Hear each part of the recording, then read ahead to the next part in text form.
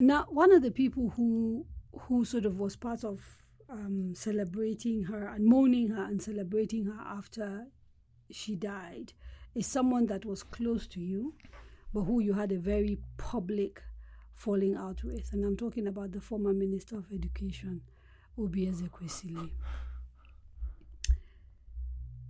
Until that happened, you and Oby were seen as close friends by those who sort of knew you guys.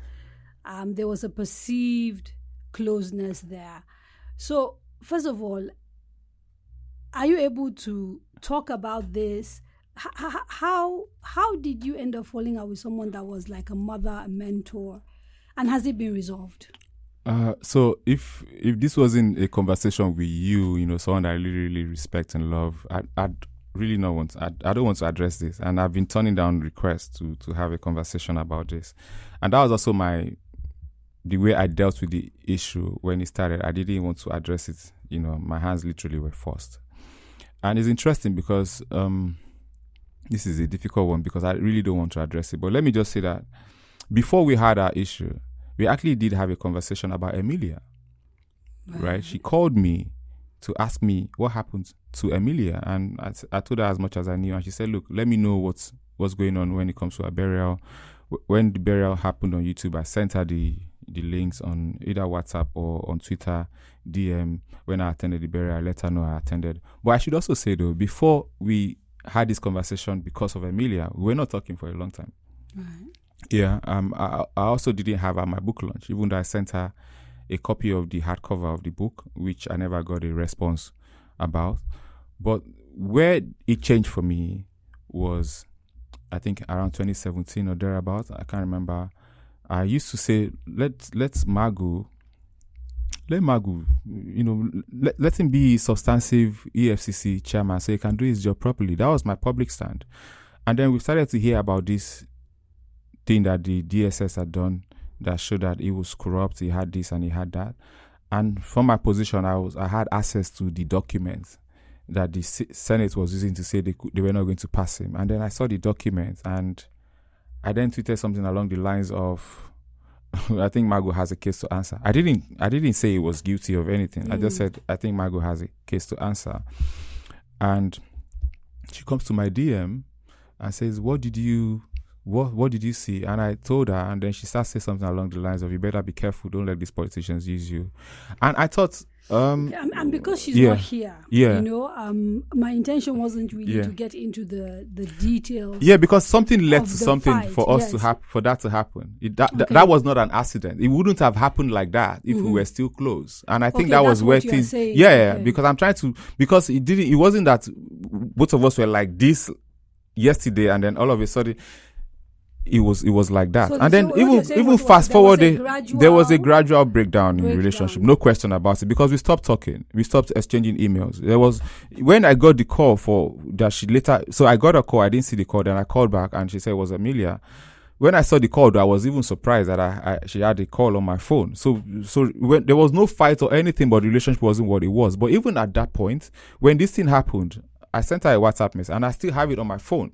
I said, look, your children are disparaging me on Twitter on account of what has happened. I said, irrespective of what happened, that I don't think that we should have a situation where your children are doing that to me. I have it in text. So this is not even... So you did not want a public falling out. Oh, no, I did not. And I have the phone here if you want me to show you. Yes. But the question is a question of integrity, JJ. Yeah. Because the suggestion is that you went behind her back and did something that is almost could be seen as illegal, maybe. No. That's totally wrong. So that's totally wrong. So the charge that our lawyer submitted at the IG's office said that I used her documents and stuff to make her to put her on my board. But in 2012, without her permission. But in 2012, nobody needed any ID to put you on the board. Right. So that's a false claim. They said that I forged a signature. my lawyer signed for me. My lawyer didn't even forge my own signature. My lawyer wrote the names for all the other people that were on the board. So look, the truth of the matter is, but did you have her permission? I had her permission, and I told her at the meeting at her house where I got this permission. She said that she had not been to Nigeria. She had not left the World Bank at the time. Then I sent her a YouTube link to the video of the interview along the lines where the questions, and I also said that I have people from that period that happened. But beyond the letter of what happened or did not happen, which for me is more important, beyond the letter of what happened or did not happen, I told a friend of mine that was fighting a mutual friend that stop posting the things you're posting on Twitter about this person, because you shouldn't fight your friends the way you fight other people. And I completely believe in that, and I continue to believe in that, right? Everything so you have regrets that this became a very public spat. That's not my regret to have, because I tried to make sure it didn't become that, right? My own part. Has it been resolved now? Are you guys, and would you? Okay, so has it been resolved? I don't know. I don't know.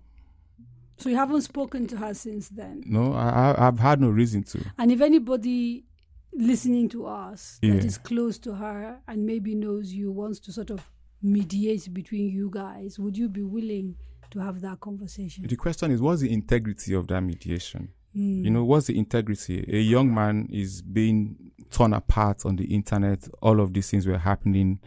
There was no intervention. Even families fall out. I agree, but mean? The people that come to mediate for those families, before they come as mediators, they would have tried to either, before the thing blows apart, they would have been the ones trying to make sure that it wasn't happening. They would have been the ones holding the other side. And if these things actually come and creates a spark and something blows over, they've earned the integrity and the legitimacy to come and say, let's do this. But unfortunately, nobody has actually seriously, respect to someone like Uncle Kadaria Ahmed, who actually did some of that before and did it after. But generally speaking, the people that you would have expected to do that, they never did anything like that, at least not from my side. And if they were doing it from one side, obviously, then it meant that they were not even doing it for me, they were doing it for her. And I respect that everybody would want to protect their integrity and defend themselves. I just think that there are certain things that are unnecessary, especially when it comes to the kind of relationship that we had. It wasn't like this, it was like this. Right? Did you learn anything? I learned a lot. I cannot even begin to tell you. First off, I'm not going to say everything publicly, but I cannot even begin to tell you the depths of what I learned as a person, because as a public figure, this was the worst moment of my life.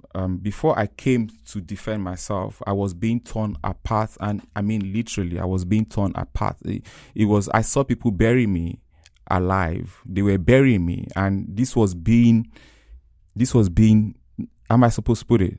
The petrol and the fire. Not only was it started by a particular group of people that I thought were with me, it was also being developed and being amplified by them. And for me, that's a big problem, because I'm the kind of person that when I love you, I love you. There's no negotiating that bit for me. It's either I love you or you don't exist in my frame. We can say good morning, hello, that's fine. I don't have any problems with you, or I love you. I'm not a half measure person. So to find those people do that to me was, but the beauty of the lesson for me was that I think that if God keeps me alive, I have at least another half of, the entire life I've lived, I have a fullness of that to live again. So it's a good time to learn some of those lessons. How old are you, JJ? I'm not going to say.